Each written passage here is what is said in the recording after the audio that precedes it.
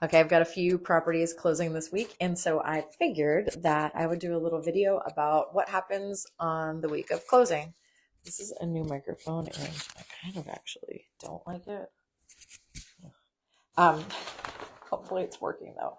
So what happens the week of closing? So this is whether you are a buyer or a seller. Um, you want to know what to expect because not everybody does this every week. So the week prior to, as a buyer, you're going to get requests from your lender. It's always those last minute things. You want to make sure that you are checking your email all the time to avoid delays.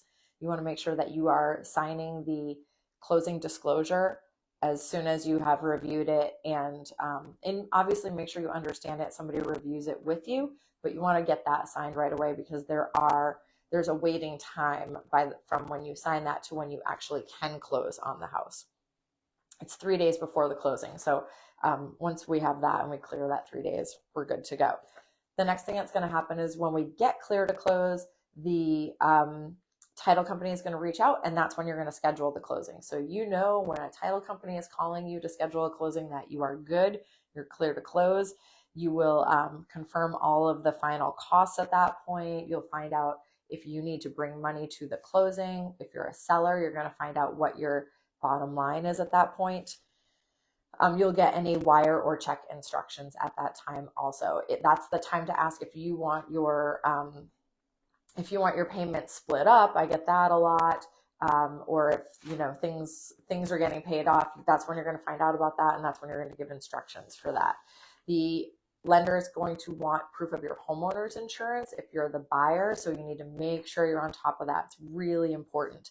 And then you also, if you're a buyer, you want to make sure that you're scheduling for the utilities to be switched into your name.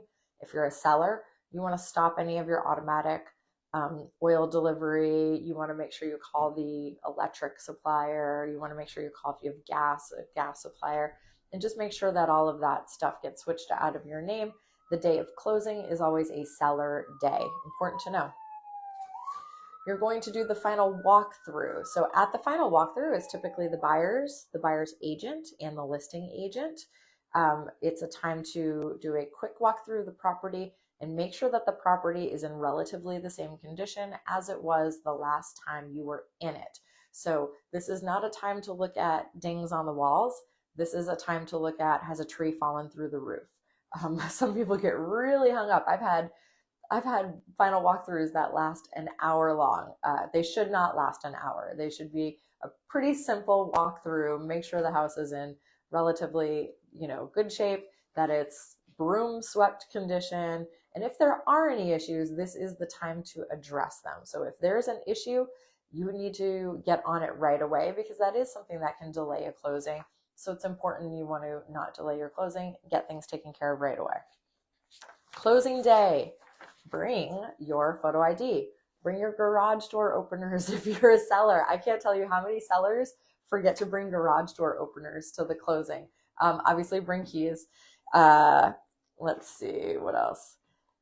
Yeah, that's it. So you want to, that's pretty much the week of closing. Also on the closing day is when, if a fuel proration, which we talked about last week, was not included in the closing disclosure, you're going to pay for that separately, as separate from the closing. So you want to be prepared for that if you're a buyer, and if you're a seller, you want to make sure that your agent doesn't forget about that. So it's important to remember that.